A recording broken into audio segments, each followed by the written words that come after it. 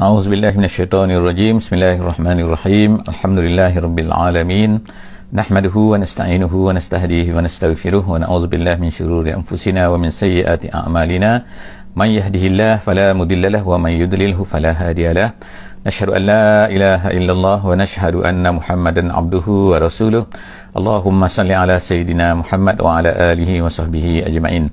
Alhamdulillah, syukur pada Allah Subhanahu wa taala. Salawat dan salam kita panjatkan kepada baginda Nabi sallallahu alaihi wasallam. Alhamdulillah, hari ini kita akan bersama-sama di muka surat yang ke-293 insya-Allah. Hari ini kita telah berada di muka surat yang terakhir daripada surah Isra, muka surat yang terakhir daripada muka surat surah Isra ni, iaitu kita berada di, insya-Allah hari ini kita akan baca dua surah hari ini, iaitu penghujung surah Isra daripada ayat 105 sehingga ayat 111 insya-Allah, dan kemudian kita akan bersama-sama masuk kepada surah Kahfi, iaitu daripada ayat 1 sehingga ayat yang keempat insya-Allah. Jadi kita tengok dulu apa yang disebutkan oleh Allah Subhanahu Wa Taala. Terima kasih kepada yang memberikan feedback suara dan juga gambar, alhamdulillah. Jadi kita akan tengok insya-Allah dalam ayat ini, dalam muka surah ini insya-Allah. Yang pertama kita akan tengok surah Isra insya-Allah ayat 105. A'udzubillahi minasyaitonirrajim. Bismillahirrahmanirrahim. Wa bil haqqi anzalnahu wa bil haqqi nazal. Wa ma arsalnaka illa mubasysyiran wa nadhira. Sadaqallahul azim. Alhamdulillah, hari ini kita tengok insya-Allah kan di dalam muka surat ini, Allah Subhanahu Wa Taala dalam akhir-akhir surah Isra ni, kita akan tengok Allah Subhanahu Wa Taala menceritakan tentang Al-Quran, iaitu bagaimana kehebatan Quran, kebenaran Al-Quran, dan juga bagaimana bentuk Quran itu diturunkan kepada Nabi sallallahu alaihi wasallam, dan juga bagaimanakah sikap setengah-setengah daripada orang-orang Bani Israel ni yang menunggu-nunggu Quran ni, menunggu-nunggu ketibaan Quran ini sejak daripada dulu lagi belum datangnya Muhammad sallallahu alaihi wasallam. Jadi mereka tunggu dan pesan kepada anak-anak cucu mereka, supaya kalau Nabi ini datang, terima, beriman kepada Muhammad ini. Tapi kita akan tengoklah bagaimana apa yang berlaku kan. Dan kemudian Allah SWT mengajar kita bagaimana ketika kita ni nak baca Quran, bentuk cara baca Quran dan sebagainya. Dan kemudian Allah tutup surah Isra pada hari ini dalam muka surat ini insya-Allah. Yang pertamanya kita tengok ayat 105. Ayat 105 Allah Subhanahu Wa Taala sebutkan wabil haqqi anzalnahu, dan dengan kebenaran kami turunkannya. Nya itu ialah Al-Quran. Jadi wabil haqqi anzalnahu, dengan benar, anzalnahu kami turunkan, wabil haqqi nazal, dan begitulah dengan benar turunnya, nazal turunnya Al-Quran itu kami turunkan, dan juga turunnya Quran. Jadi di dalam ayat inilah ada beberapa pandangan ulama tafsir yang menceritakan kenapa disebutkan dua kali di sini kan. Yang pertama hak di sini, kemudian hak di sini sekali lagi. Jadi Allah Subhanahu Wa Taala sebutkan wabil haqqi anzalnahu wabil haqqi nazal. Setengah ulama tafsir ni beri makna macam ni, iaitu hak yang pertama benar maknanya yang pertama tu ialah, maksudnya ialah dia iaitu mengajarkan ajaran yang benar. Sebab orang-orang kafir Quraisy ini mendakwa bahawa mereka ni benar, mereka ni ikut ajaran Nabi Ibrahim. Jadi mereka tu betul, mereka katakan. Jadi Allah Subhanahu Wa Taala kata tak betul. Apa yang mereka ni adalah sebenarnya adalah tak betul. Syirik ni adalah batil sebenarnya. Jadi yang betul itu ialah apa yang kami turunkan. Itu yang pertamalah. Yang keduanya wabil haqqi nazal. Hak yang kedua ni ulama tafsir kata ialah, maksudnya ialah sampai bila-bila pun dia akan benar. Dia tak akan ada sampai satu masa dia ada expired ke dan sebagainya. Quran ni tak ada. Apa yang dia ajar dalam Al-Quran tu, apa yang ada dalam Quran adalah benar selama-lamanya. Maknanya membenarkan apa yang dah lepas ni, yang salah yang dihadapi oleh Nabi SAW, dan kemudian dia akan benar selama-lamanya. Jadi wabil haqqi anzalnahu wabil haqqi nazal. Itu ada satu pandangan lah ulama tafsir yang disebutkan dalam kitab-kitab tafsir. Wa ma arsalnaka illa mubasysyiran wa nazira. Dan kemudian Allah Subhanahu Wa Taala kata, dan kami tak utuskan engkau wahai Muhammad, wa ma arsalnaka, kami tak utuskan engkau wahai Muhammad ini melainkan untuk melakukan dua tugas. Tugas Nabi ialah nombor satu ialah mubasysyiran, iaitu memberi khabar gembira. kepada orang-orang yang beriman, mereka akan dapat syurga begini dan seterusnya. Kemudian wa nazira, iaitu memberi peringatan, kalau kamu melakukan kejahatan, kamu langgar perintah Allah Subhanahu Wa Taala, kamu akan kena begini dan begini.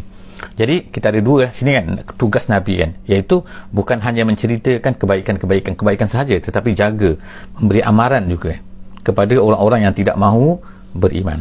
Kita tengok seterusnya, Allah SWT sebutkan dalam ayat 106, insyaAllah ayat 106, Allah SWT sebut wa Qur'anan farraqnahu. Allah Ta'ala kata, tengok kan, Allah Ta'ala kata wa Qur'anan, dan Quran itu farraqnahu, iaitu kami pecah-pecahkan dia. Maksud pecah-pecah ni ialah maknanya, ulama tafsir kata, iaitu turun Quran itu sedikit-sedikit, gradually, tak turun sekaligus. Sebagaimana contohnya kitab Taurat yang diperolehi oleh Nabi Musa AS, diberikan kepada Bani Israel, dia seketul. Tapi Al-Quran ini tidak turun dalam masa 23 tahun, sikit. Jadi faraqnahu, kami pecah-pecahkan, Allah Ta'ala kata sikit. Kemudian litaqra'uhu 'alan nas 'ala mukthin, supaya Quran ini kamu bacakan, wahai Muhammad, litaqra' Al-Quran itu 'alan nas, kepada manusia itu, 'ala mukthin. Mukthin ni maknanya perlahan-lahan, maknanya asal makna mukthin adalah tunggu, makasar tunggu, maknanya kan, tapi maknanya tunggu. Jadi Quran itu tidak sekaligus, tapi ditunggu, berlaku satu peristiwa.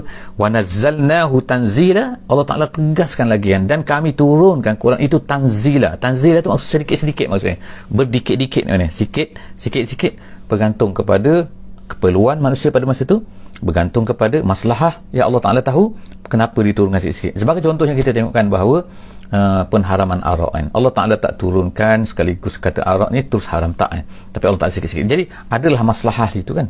Masalah itu ialah maknanya untuk memudahkan manusia itu meninggalkan satu perkara dah terbiasa mereka buat. Itu sebagai contohlah arak kan.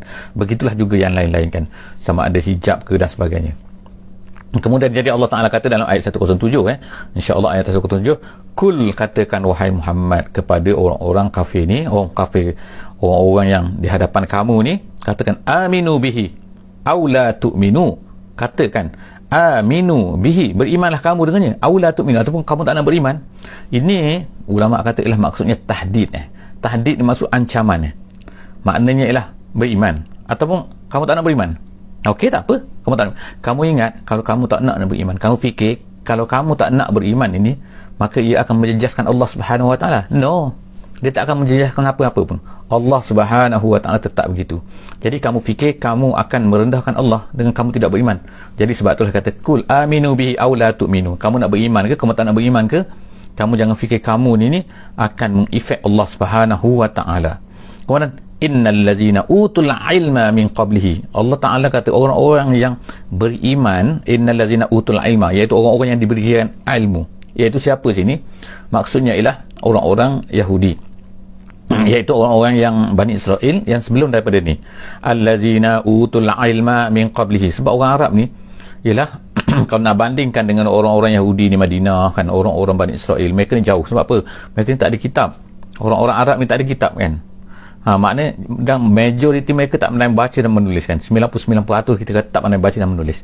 Jadi orang-orang Yahudi ni dia special. Allah Ta'ala sebut sini allazina, innal ladzina utul ilma min qablihi, orang-orang yang diberikan ilmu sebelum daripada ini, iaitu sebelum daripada turunnya Quran tu, idza yutla alaihim yakhirruna lil azqani sujada. Allah Ta'ala kata apabila dibacakan kepada mereka Quran itu, mereka akan yakhirruna lil azqan, mereka ini akan merasai, terasakan, makna dengan penuh emosi mereka. Yakhirruna, tertunduk, lil azqan, azqan makna dagu kan. Jadi macam mana tunduk dengan dagu, tapi maksudnya tunduk muka, tapi maksudnya ialah ni bila disebut yakhirruna lil azqan tu mana tanpa sedari mereka itu tertunduk kepada Allah Subhanahu Wa Taala dalam keadaan sujud. Maknanya merasa kagum dengan Al-Quran itu. Jadi yang peliknya kamu ni kan, orang-orang Quraisy ni, apa kamu tak rasa apa pun kan apabila Quran, bahkan kamu menentang lagi. Itulah satu benda yang pelik lah kita katakan berlaku kepada orang-orang Quraisy ni. Jadi Allah SWT kata yakhirruna lil azqani sujada, kemudian wa yaqulun, bahkan mereka itu terus berkata subhana rabbina, maha suci Tuhan kami.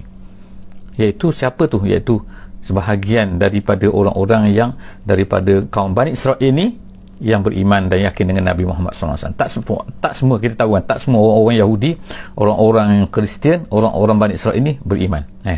Majoriti mereka of course tak beriman, kata, tapi ada di kalangan mereka begitu. Wa yaquluna subhana rabbina, mereka berkatakan maha suci Tuhan kami. Minta maaf ayat 108 sekarang ayat 108. Wa yaquluna subhana rabbina in kana wa'du rabbina, mereka berkatakan in kana wa'du rabbina, janji Tuhan kami la maf'ula, akan dipenuhi oleh dia. Seterusnya ia ayat 109 kita tengok. Ayat 109 iaitu sampai kepada ayat 109 ni, daripada ayat kita kata iaitu ayat apa ni? Ayat 107. Jadi ayat 107, ayat 108, ayat 109 ni ialah tempat di mana sujud disunatkan sujud. Jadi kalau kita baca seorang-seorang, kalau kita baca dalam keadaan biasa kan, bukan kita sekarang ni mungkin suasana suka nak sujud kan, tapi insya-Allah kalau baca seorang-seorang, insya-Allah sahabat-sahabat semua insya-Allah boleh sujud tapi of course kan dalam mazhab Syafi'i mestilah ada wuduk, mesti menghadap kiblat, tutup aurat dan sebagainya kan, sama seperti sembahyang niat kan, kita ni nak sujud sajadah, ini sujud sajadah walaupun bukannya surah sajadah tapi sebab ada banyak-banyak tempat kan, 11 tempat dalam Quran ni yang mana sunatkan sujud apabila baca ayat-ayat ini. Jadi antaranya ialah ayat yang kita baca sekarang ni. Jadi Allah SWT sebut sini wa yakhiruna lil azqan, mereka ini yakhiruna makna tunduk, lil azqan dagu tu iaitu tunduk, yabkuna wa yaziduhum, mereka tu dalam keadaan menangis, maknanya macam terharulah, menangis, emosional menangis sebab mereka dapat jumpa Nabi Muhammad sallallahu alaihi wasallam kan. Jadi macam itulah kan, dapat jumpa dengan Quran kan, wa yaziduhum khusyu'a, dan akan bertambah lagi lah khusyuk mereka kepada Allah Subhanahu wa taala. Tu ayat 109 jadi jangan lupa insya-Allah kalau baca seorang-seorang insya-Allah boleh sujud insya-Allah. Seterusnya ayat 110. Iaitu kita dua ayat lagi Qul Allah awida'ur rahman. Allah Subhanahu wa taala perintahkan kepada Nabi kita sallallahu alaihi wasallam, ud'ullah, berdoalah kamu kepada Allah. Awida'ur rahman, atau berdoalah kamu kepada Rahman. Ya, sama saja kan. Allah SWT ayyamma tad'u falahul asmaul husna kan. Apa saja yang kamu doakan, maka bagi dia asmaul husna, maknanya gunakan nama apa saja kan. Asmaul husna ada 99, jadi gunakan nama saja, ya Allah, ya Rahman, ya Salam, ya Muhaimin, ya apa, semua tu adalah merupakan nama-nama Allah Subhanahu wa taala. Jadi serulah nama Allah itu.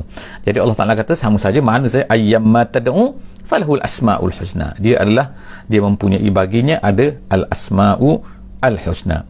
Kemudian Allah Subhanahu wa taala kata sini, wala tajhar bi salatika, janganlah kamu ni dalam doa kamu tu janganlah terlalu kuat, wala tajhar, kuat kan, bisolatika, dengan doa kamu tu, wala tukhafit biha, dan jangan pula terlalu perlahan, rendah sangat suaranya kan. Jadi dikatakan bahawa ada dalam disebutkan oleh ulama-ulama hadis tentang peristiwa iaitu Nabi SAW pernah bertanya kepada Abu Bakar radhiyallahu anhu. Nabi tanya Abu Bakar, ya Abu Bakar, kenapa kamu ni perlahan sangat doa kamu? Jadi dia kata, Abu Bakar menjawab, dia kata unaji Rabbi, dia kata aku bermunajat kepada Allah, aku ni mana Allah Ta'ala ni tahu apa yang aku nak kan, jadi aku tak perlu kuat-kuat ya Rasulullah. Nabi kata bagus. Kemudian Nabi jumpa pula Abu Umar, Umar Al-Khattab lah kan, biasalah dengan dia punya sikap, style dia kan. Nabi tanya Umar kan, ya Umar, sebab Umar ni bila berdoa kuat, bila sembahyang kuat. Jadi Nabi SAW tanya, wahai Umar, kenapa awak ni kuat ni? Dia kata, aku ya Allah, aku ni nak halau syaitan ya Allah. Ya Rasulullah, ya Rasulullah, aku ni nak halau syaitan, dan aku tak nak mengantuk. Jadi sebab tu aku kuat. Nabi kata, okey, bagus. Tapi selepas daripada itu turun ayat ni, bila kamu wala tajhar bi solatika, jadi janganlah kamu ni terlalu kuat sangat dengan suara kamu semasa sembahyang kamu, semasa doa kamu, wala tukhafit biha, janganlah terlalu perlahan sangat pula, wabtari baina zalika sabila, dan carilah jalan tengah-tengah, maknanya jangan kuat sangat, jangan perlahan sangat. Jadi Nabi pun bacakan ayat ni, beritahu kepada Umar dan beritahu kepada Abu Bakar radhiyallahu anhum ajma'in. Seterusnya, wa qulil hamdulillahillazi lam yattakhiz walada, dan katakanlah ayat yang terakhir daripada surah Isra ni. Kita sekarang dah sampai kepada ayat 111 insya-Allah, minta maaf. Ayat 11 Allah SWT kata wa qulil hamdulillah allazi lam yattakhiz walada. Allah Taala beritahu Maha suci Allah Subhanahu wa taala, subhanallah, maha suci Allah Subhanahu wa taala, alhamdulillah, segala puji bagi Allah, allazi lam yattakhiz walada, yang tak ambil anak. Mana Allah Taala tak ada anak, tegas lagi kan, nak tegaskan lagi kepada orang Yahudi ni kan. Waalaikumsalam warahmatullahi wabarakatuh. Lam yattakhiz walada wa lam yakul lahu syarikun, dan Allah ni tak ada syarik, tak ada sekutu, sebagaimana dakwaan orang-orang musyrik Mekah. Jadi maknanya orang musyrik Mekah ke, orang Kristian ke, orang Yahudi ke yang mengatakan Allah Ta'ala ni ada anak, ataupun orang musyrik yang kata Allah Ta'ala ni ada syirik, Allah Ta'ala kata sini walam yakul lahu syarik full mulki, dalam kerajaannya, dalam kekuasaannya, walam yakul lahu waliyun minaz zulli, dan begitu juga Allah ni tak perlukan kepada penolong artinya ialah iaitu apa kan, sebab minaz zulli maknanya rendah, hina, lemah kan. Jadi maknanya Allah tak lemah sehingga memerlukan kepada penolong. Jadi tak ada benda tu kan. Jadi maknanya Allah tak ada syirik, Allah ni tak ada anak, Allah ni tak ada penolong, tak perlukan kepada penolong tu. Allah Ta'ala tu maha kaya, maha hebat. Wa kabbirhu takbira, dan besarkan Allah Subhanahu wa taala. Wa kabbirhu, Allahu akbar. Wa kabbirhu takbira, besarkan Allah dengan sebesar-besarnya. Alhamdulillah, kita telah tamat ayat daripada surah Isra, dan sekarang kita akan masuk pula kepada surah Kahfi. Masya-Allah kan, apabila sampai kepada surah Kahfi ni, ialah kita telah sampai kepada hampir-hampir pertengahan al-Mashaf, pertengahan Mashaf. Dan dikatakan ada satu ayat, nanti kita akan jumpa ayat di mana di situlah tengah-tengah Mashaf. Jadi kita tengok sekarang ni, begitu jugalah tafsir Jalalain yang menjadi rujukan kami semasa mengendalikan dalam sesi kita ni kan, sesi tadabbur setiap hari ni. Kita banyak menggunakan tafsir Jalalain. Tafsir yang masyhur di kalangan di dalam dunia ni sebenarnya ialah yang ditulis oleh dua orang ulama daripada mazhab Syafi'i. Yang pertama bernama ialah Jalaluddin Al-Mahalli, dan yang kedua ialah Jalaluddin As-Sayuti. Jadi kedua-dua orang ini adalah ulama yang telah menuliskan. Jadi separuh yang pertama, iaitu daripada Al-Baqarah sampai kepada surah Isra. Kita menamatkan Isra sebentar tadi kan. Maknanya ialah itu ditulis oleh, dalam tafsiran itu ditulis oleh Jalaluddin As-Sayuti. Kemudian disambung, sebenarnya bukan disambung tapi dituliskan awalnya oleh Jalaluddin Al-Mahalli daripada surah Al-Kahfi ni sehinggalah tamat Mashaf ni. Jadi sekarang ni kalau ikut tafsirnya ialah ditulis oleh dua orang tu. Bermulalah Syekh Jalaluddin Al-Mahalli. Sebenarnya Syekh Jalaluddin Al-Mahalli menulis lebih awal. Dia menuliskan start daripada Al-Kahfi sehingga tamat. Kemudian dia memulakan dengan Al-Fatihah, kemudian dia meninggal, kemudian disambung balik oleh Syekh Jalaluddin As-Sayuti. Kedua tu orang adalah ulama daripada Mesir yang sangat hebat pada masa itu, dan melahirkan ulama-ulama yang sangat ramai, even sekarang pun. Jadi insya-Allah kita akan tengok surah Al-Kahfi ni pertengahan Mashaf lah kita katakan, iaitu surah Kahfi ini adalah turunnya di Mekah Al-Mukarramah, semasa dikatakan oleh kebanyakan daripada ulama-ulama tafsir turun iaitu semasa tahun yang kelima kenabian. Tahun yang kelima kenabian, bukan kelima hijrah tapi kelima kenabian, iaitu satu masa di mana Nabi SAW menghadapi serangan yang dahsyat daripada orang-orang kafir Mekah. Bila Nabi SAW memulakan dakwah secara terbuka, maka banyaklah orang kafir Mekah ni mengata ini, menuduh ini dan sebagainya, melakukan penyiksaan dan sebagainya. Dan dikatakan bahawa surah Kahfi ini turun sebelum daripada sahabat-sahabat pergi berhijrah ke Habasyah. Sahabat-sahabat pergi hijrah ke Habasyah pada tahun yang kelima. Jadi sebelum daripada itu turun surah ni. Dan dikatakan sebabnya, diriwayatkan oleh ulama-ulama tafsir, sebab turunnya surah ini ialah kerana orang-orang kafir Mekah ni dia berfikir kan, dia nak cover juga, mereka nak tutup juga, nak tolak juga Muhammad ni. Jadi macam mana cara mereka buat macam ni, semua tak jadi. Akhirnya apa yang mereka buat ialah mereka pergi berjumpa dengan orang-orang Yahudi di Madinah. Jadi pada masa itu tanah Arab ni tak ada orang Yahudi lain kecuali di Madinah saja. Di Madinah ada orang Yahudi. Jadi orang-orang Arab Mekah ni kan, mereka ni selalu melalui Madinah Al-Munawwarah, Yasrib pada masa itu. Jadi mereka lalu dan mereka tahu bahawa orang Yahudi ada di situ. Jadi akhirnya mereka, sebab Muhammad ni mendakwa begini-begini, menceritakan Nabi Musa begini-begini, jadi mereka rasa Muhammad ni cerita pasal Nabi Adam. Jadi mereka pun pergi tanya kepada orang-orang Yahudi di Madinah, di Yasrib. Jadi orang Yahudi beritahu, ajar ni, tengok ni kan, mereka ajar cara macam mana. Orang Yahudi ni pun sebenarnya tak betul juga sebenarnya kan. Mereka ni sebenarnya menolong lagi, nak tolong lagi kan. Jadi mereka apa mereka kata kepada orang Quraisy ni, mereka kata, kamu semua tanya Muhammad ni. Mereka semua orang Arab pada masa tu kan, maknanya bercakap Arab, semua Arab tapi bukan mereka ni orang Arab, mereka adalah Bani Israel, tapi oleh kerana mereka tinggal di Yasrib tu bersama dengan orang Arab, mereka dah bertukar menjadi Arab dah, seolah-olahnya macam orang Arab, tapi mereka tetap juga dengan Yahudi mereka tu. Mereka pun beritahu kepada orang-orang Mekah ni kan, kamu tanya Muhammad tu, kamu tanya Muhammad tu 3 perkara. Yang pertama sekali, kamu tanya tentang orang-orang yang tidur di dalam gua yang beratus tahun, itu nombor 1. Yang kedua, kamu tanya dia tentang ruh. Yang ketiga, kamu tanya tentang seorang lelaki, seorang raja, seorang yang hebat, yang ke sana, ke barat, ke timur, semua kan berjalan untuk menegakkan agama. Kamu tanya dia 3 tu, dia tahu tak? Orang Yahudi kata, kalau dia jawab 2 daripada 3, maknanya dia betul. Kalau dia jawab 3 dia tak betul. Kalau dia jawab 2 daripada 3, dia betul. Kalau jawab 3 dia jawab, tak betul. Kalau jawab tak jawab apa-apa pun tak betul juga lah, maknanya kan, gitu. Kalau dia jawab 2, betul.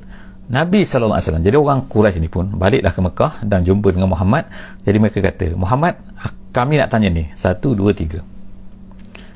Pada masa tu Nabi SAW tak menyebutkan, Nabi confident kan, Allah Ta'ala mesti akan tolong beritahu baginda Nabi SAW kan jawapan kepada ketiga-tiga tu.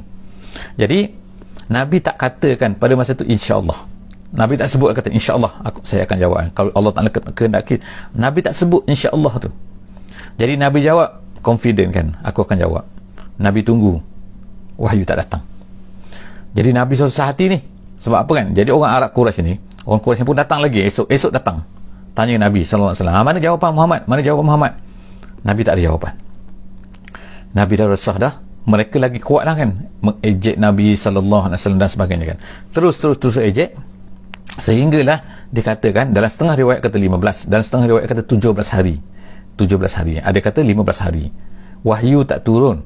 Jadi ini sebenarnya adalah nak mengajar Nabi SAW bahawa, dan mengajar kita sebenarnya kan juga, ialah apabila kita berjanji dengan satu benda, kita nak buat esok akan datang, mesti sebut. Dipanggil istisna, dipanggil istisna ni insya-Allah kan, iaitu mesti ada, kita kena gantungkan dengan Allah Subhanahu Wa Taala. Kena ingat bahawa kita tak akan mungkin dapat buat satu benda tu melainkan dengan izin Allah Subhanahu Wa Taala. Jadi kena sebut insya-Allah. Selepas daripada 15 hari ataupun selepas daripada 17 hari barulah datang wahyu menceritakan, iaitu surah Kahfi ni. Jadi surah Kahfi ni menceritakan ketiga-tiga ni dan menjawab 3 soalan yang ditanya oleh Bani Israel tadi tu, yang ditanya oleh orang Quraisy kepada Nabi SAW, kepada Muhammad, iaitu 3. Tetapi 1 tidak dijawab, kulir ruh, iaitu ar-ruh. Jadi mereka bertanya kamu tentang ruh, katakan ruh itu adalah daripada urusan Tuhanku, aku tak tahu apa-apa kan. Jadi bila jawapan tu, kalau ikutnya lah, maknanya kan, kalau ikutlah apa yang dikatakan oleh orang-orang Yahudi tu, sahlah bahawa Muhammad adalah betul. Jadi tapi adakah orang Arab Quraisy ni beriman kepada Nabi kita sallallahu alaihi wasallam? Tak juga. Jadi mereka ni memang cari pasal lah, kita katakan. Jadi kita tengok itu surah Kahfi, surah yang kita baca pada setiap hari Jumaat, yang menjadi sunnah yang kita baca pada setiap hari Jumaat. Dalam hadis ada disebutkan, sesiapa yang menghafal 10 ayat yang awal, ada setengah riwayat kata 10 ayat yang akhir. Jadi ada 2 riwayat, satu kata 10 ayat yang awal, ada kata 10 ayat yang terakhir daripada surah Kahfi ni, maka dia akan terpelihara daripada fitnah Dajjal. Jadi ulama-ulama mengulaskanlah perkara ni kan. Kenapa? Kerana jadi majoriti ulama mengatakan begini, kerana surah Kahfi ini mempunyai 4 perkara, yang mana 4 perkara ini yang dipanggil sebagai fitnah, iaitu ujian kepada kita semua. Ujian-ujian ini 4 ujian ini akan dibawa tu oleh Al-Masih Dajjal tu. Dajjal nanti di akhir zaman dia akan datang, dia akan bawa 4 ni. Apa keempat-empat ni? Iaitu yang pertama fitnah agama, yang keduanya ialah fitnah dunia, yang ketiga ialah fitnah ilmu, dan yang keempat ialah fitnah kekuasaan. Kita tengok dalam surah Kahfi ni ada diceritakan. Jadi sebab itulah bila Nabi SAW sebut kan 10 hafal 10 ayat ni, yang pertama ataupun 10 ayat yang terakhir daripada surah Kahfi ni, dia akan, Allah Ta'ala akan selamatkan dia daripada ni. Ialah setengah ulama kata bukanlah maksudnya hafal semata-mata hafal sahaja kan, tetapi maksudnya ialah faham makna apa yang terkandung di dalam surah Kahfi ni kan, dan kita beringat ambil pengajaran daripada apa yang disebutkan oleh Allah SWT dalam surah Kahfi ni. Jadi insya-Allah surah Kahfi, surah gua, nama je gua, ialah nama itulah banyak benda-benda yang kita rasa tak tahu, banyak misteri kan. Jadi insya-Allah kita akan tengok apa dia. A'udzubillahi minasyaitonirrajim. Bismillahirrahmanirrahim. Alhamdulillahillazi anzala ala 'abdihil kitab wa lam yaj'al lahu 'iwaja. Alhamdulillah, segala puji bagi Allah yang telah menurunkan kepada abdihi, hambanya iaitu Muhammad sallallahu alaihi wasallam, al-kitab iaitu Al-Quran. Jadi maha suci Allah Subhanahu wa taala, segala puji bagi Allah yang telah menurunkan kepada Nabi Muhammad sallallahu alaihi wasallam Quran, walam yaj'al lahu iwaja, dan Allah Ta'ala tak jadikan pada Quran itu pada Quran itu iwaja. Iwaja ni ialah bengkang-bengkok. Iwaja adalah maksudnya ialah tanaqud, kata tafsir Jalalain, iaitu pertentangan. Makna tak ada benda yang bertentang dalam Quran. Di sini sebut lain, di sini sebut lain, tak ada. Walaupun setengah-setengah orang nampak macam adalah, sebenarnya orang tu tak faham. Sebenarnya memang ada. Kalau kita tengok dalam video dalam YouTube kan ada, iaitu contohnya ialah Ahmad Didat daripada Afrika Selatan. Dulu dia ada satu debat di dalam YouTube kan, debat dengan seorang padri daripada Amerika yang pandai bahasa Arab. Jadi dia kata Quran ni ada bertentangan ni, tak betul ni kan. Jadi telah dijawab oleh Ahmad Didat, sebenarnya ialah awak yang tak pandai, awak yang tak tahu makna perkataan tu kan. Jadi Allah SWT sebut ni tak ada wajah, tak ada tanakut, tak ada yang tak betul, tak ada yang bengkang-bengkok, tak ada yang sengit, tak ada yang gini, tak ada. Quran ni adalah qiyaman, kata. Quran kata ni, Allah SWT kata qayyiman. Qayyiman itulah maknanya mustaqiman. Jadi qayyiman maksudnya ialah maksudnya ialah lurus. Maksudnya lurus maknanya benar. Jadi setengah ulama kata itulah maksudnya. Setengah ulama kata maksudnya dia akan teguh sampai bila-bila pun dia akan tetap macam tu. Tak akan ada orang yang mampu boleh mengubah Al-Quran itu. Jadi qayyiman, Allah SWT kata liyunzira ba'san syadida. Quran itu adalah untuk apa? Untuk liyunzira ba'san. Ba'san situ maksudnya ialah azab yang pedih. Azab yang pedih daripada Allah Subhanahu wa taala, min ladunhu, daripada Allah Subhanahu wa taala, wa yubashshiral mu'minina allazina ya'maluna as-solihat anna lahum ajran hasana. Datang daripada Allah ni. Jadi ada dua benda dalam Quran ni. Yang pertama sekali ialah liyunzira ba'san syadida. Yang pertama mengancam azab yang pedih kalau orang-orang itu tidak beriman. Tapi dalam masa yang sama juga Al-Quran itulah yubashshiral mu'minin, memberi khabar gembira kepada orang beriman yang mana yang beramal soleh, bahawa bagi mereka itu mereka akan mendapat ajran hasana, mereka akan mendapat pahala yang baik, upah yang baik, ganjaran yang baik daripada Allah Subhanahu wa taala kalau mereka itu beramal soleh dan juga beriman. Jadi maknanya Quran ni ada dua-dua.